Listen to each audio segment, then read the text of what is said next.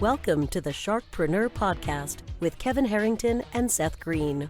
Kevin Harrington is the inventor of the infomercial, one of the original sharks from the hit TV show Shark Tank, and has generated over $5 billion in TV and digital direct response sales. Seth Greene is the world's first trusted authority on cutting-edge direct response marketing, a best-selling author, and the only 3-time Marketer of the Year nominee. On the podcast, Kevin and Seth interview sharkpreneurs who share straight talk on what it takes to explode your business. Why do so many businesses struggle while others seem to explode overnight? Do you wish you had the secret to this type of exponential growth? Now, I've scaled more than 20 businesses to over $100 million, and it's not just luck. In my new book with Mark Tim, Mentor to Millions, you'll learn the repeatable framework I use in all my business ventures for massive success. Order at kevinmentor.com and get over $1,000 in bonuses. Head to kevinmentor.com. Welcome to the podcast. This is your co-host, Seth Greene. Today I've got the good fortune to be joined by Gino Colangelo, the founder of Colangelo and Partners and Colangelo PR. Gino, thanks so much for joining us. Thank you, Seth, for having me. This is a very exciting opportunity. Great. Well, let's go back in time. What prompted you to start a PR firm? You had spent quite a bit of time in the industry already. How did that get started, and how did you branch out on your own? Well, ever since I was a kid, I was inclined to do my own business rather than work for somebody else. From when I was 12 years old, cutting lawns and painting houses. The other kids were working at McDonald's, and I was very proud of cash in my pocket and my own schedule and nobody telling me what to do. I have 3 older brothers, traditional Italian-American family, and I have a really hard time with people telling me what to do growing up. So it made sense for me to be in my own business. I think it's something that I was bound to do, regardless of being sidetracked along the way. I was 10 years in my own retail business before spending 10 years with a global PR agency, and now I'm 14 years back in my own PR agency. Okay, so I get being unemployable and want to do your own thing and be your own boss and be in charge. So talk to us a little bit about the sidetrack of corporate America and how that inspired you to start your own firm. Well, again, I wouldn't say I'm unemployable, because a lot of the work ethic and the commitment and the passion for work that I apply to my own business obviously benefited the company I worked for, though they have to put up with me, right? Somebody who's very strong-minded and has strong opinions and very passionate. But in addition to being suited to being an entrepreneur, I'm also, I've always been an avid reader and writer, and writing has always been a passion of mine. So I got, my first job out of college was as a copywriter in an ad agency in Osaka, Japan. And when I was there for about 3 years. When I came back to the States, I got into a retail business with one of my brothers, and we did that for 10 years. But I really wanted to be in the communications industry. I wanted to use my writing skills. So I got a job, I applied for a job with a large global agency thinking I'd be a copywriter, and I was put in a PR agency. I didn't even know what PR was, but it suited me because I could write and I could talk and I could sell. All valuable skills. Yeah, and in PR, you're always selling. I tell people who apply for jobs with me that PR is the toughest of jobs because you're always a seller and you're never a buyer, and every business has a buyer-seller relationship. In PR, you're selling your services to a client, or you're selling a story idea to a journalist. So that the business suited me. I was in it for 10 years, but I got a little antsy going to endless rounds of meetings without any apparent progress. And I started looking for my own clients within this very large global company called Dentsu. And I landed a couple clients that suited me. One, I needed the money. Two, I wanted the control. And that's a good reason to be an entrepreneur, money and control. Absolutely. I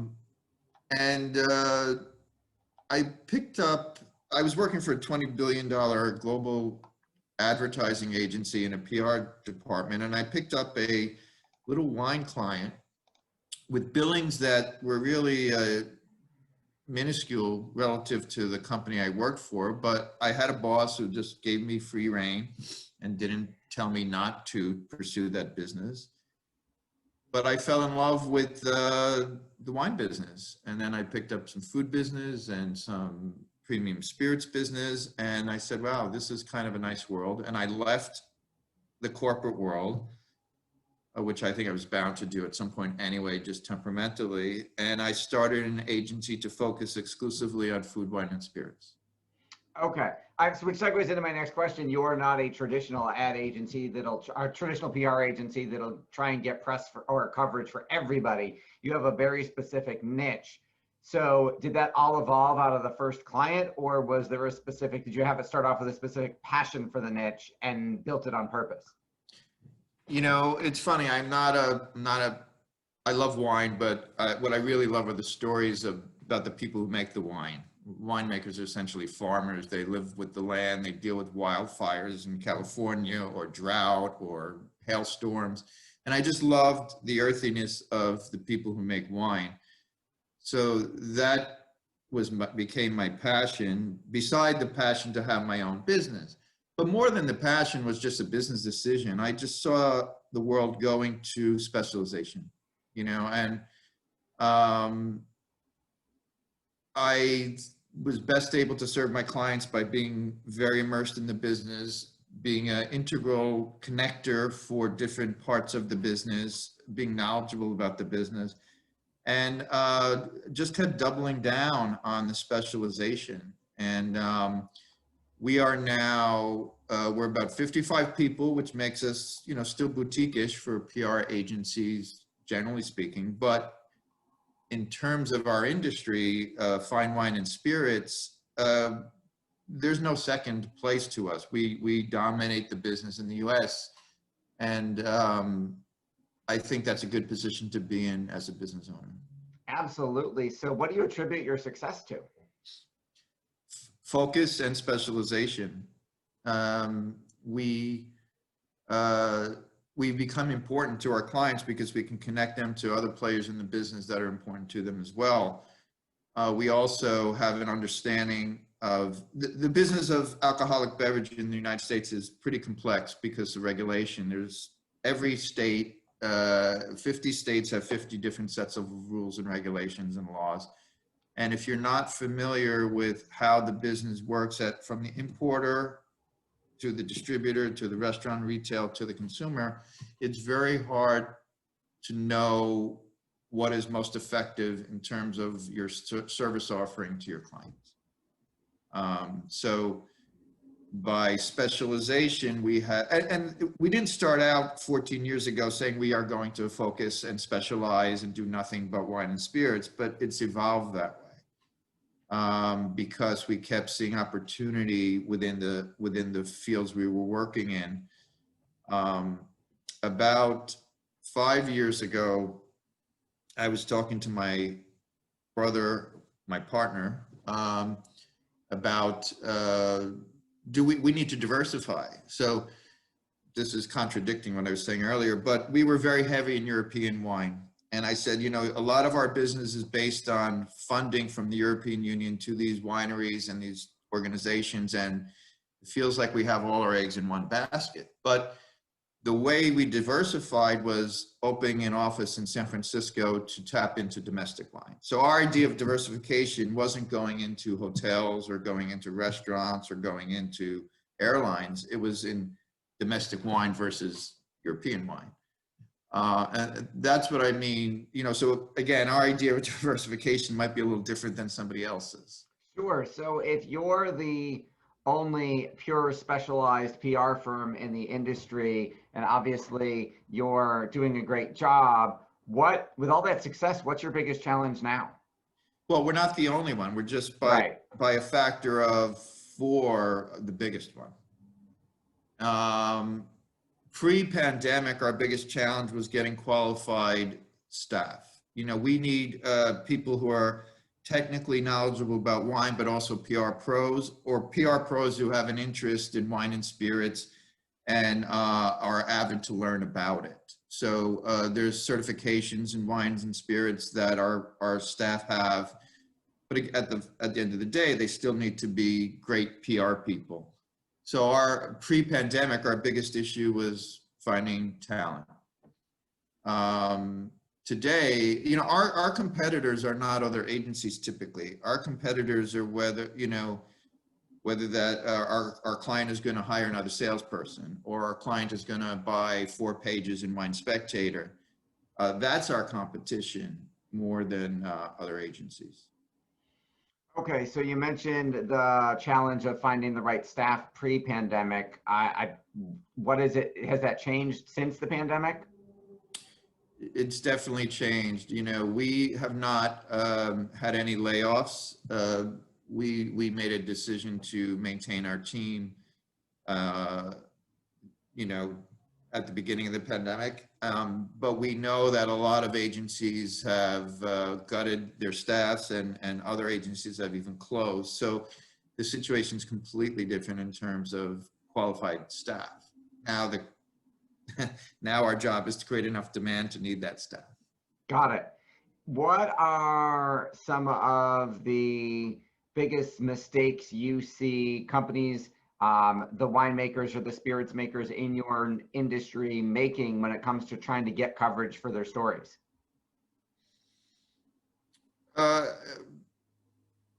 PR is all about storytelling that is real. You know, you can't pretend to be somebody you're not. And I think some clients try to just change their story like they change their clothes.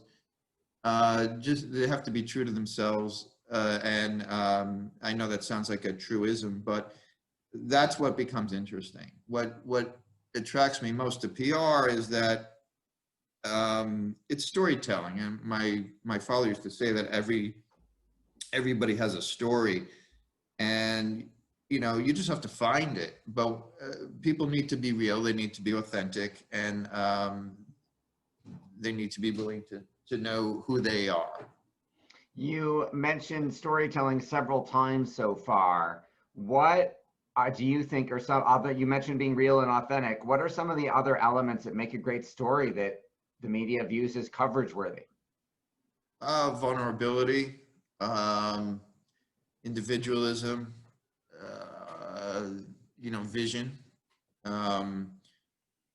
You know, media don't want somebody who's just running spreadsheets all day. They want somebody who has a vision to make a great wine or a great tequila, and then, you know, overcomes any obstacles in order to do so. Okay, is your approach to getting coverage for your clients changed at all since the pandemic started? Yeah, it's changed a lot. You know, pre-pandemic, you know, the world of fine wine and fine spirits is driven, it's very tactile and it's very taste driven, and about 25% of our business was events where people would come and taste our clients' products. We can't do events anymore, so we've switched very quickly to digital activations and more sales-driven promotions. I talk a lot to my team about getting closer to the point of sale, even though we're a PR agency. And what that means is we have to deliver results to our clients that have a measurable benefit in terms of their bottom lines. And when clients or potential clients ask me, well, how do I measure your success? I tell them, you know, it's like that Supreme Court justice who said about pornography. I know it when I see it. It's pornography. I know it when I see it. Yeah. I say to the clients, you'll know it when you see it. You'll feel it in your bottom line. You'll feel it in the marketplace. You'll be on a call and some people say they read about your wine in you know, the New York Times, or somebody will call you because they were recommended by a sommelier who we tasted on your wine. So its measurable benefit is tangibly felt by entrepreneurs who are on top of their business every day. Now, has any of your, in light of the fact that you can't do a lot of events, and you talked about the digital model, how much of your coverage was traditional wine media like Wine Spectator or or something like that versus online like a blogger?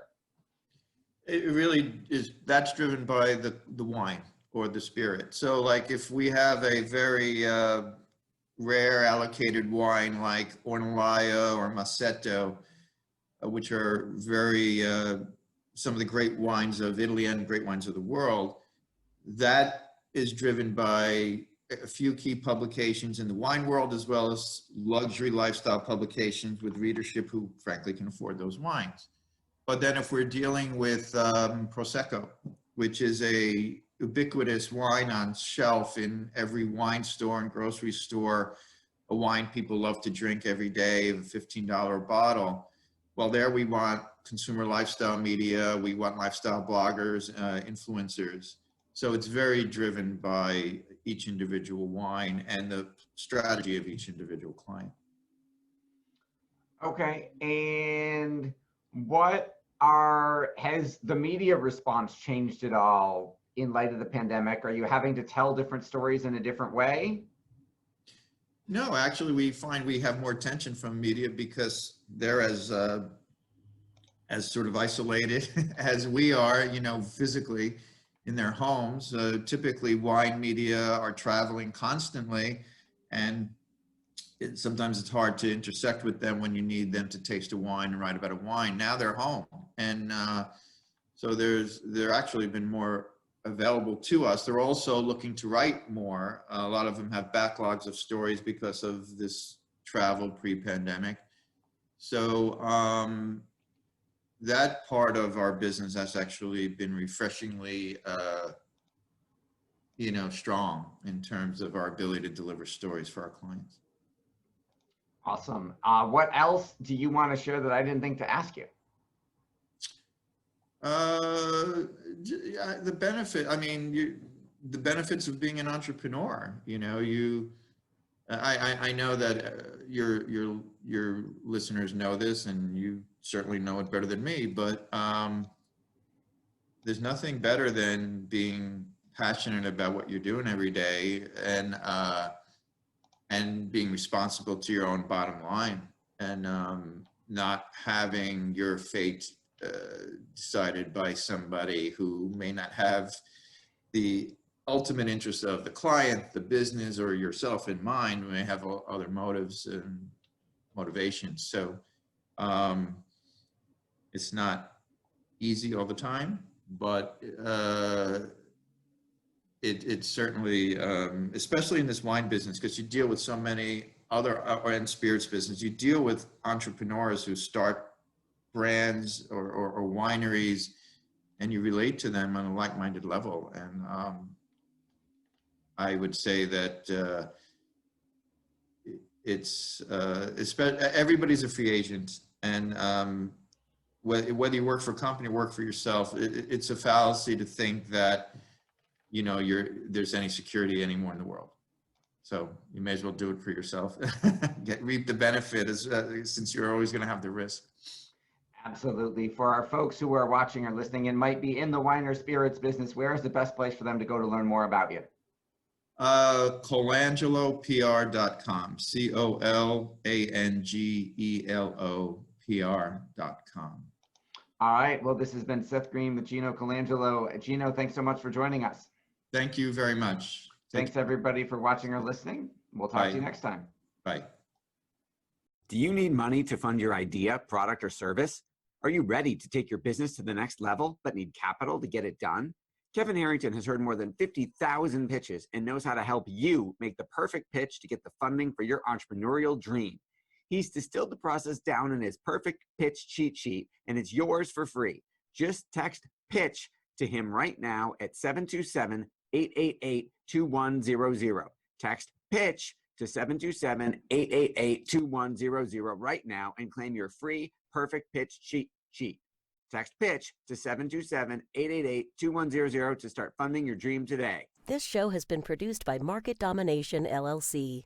To discover how you can have your own show completely done for you and turn it into a real published book and become the authority in your marketplace, go to www.marketdominationllc.com/podcast offer.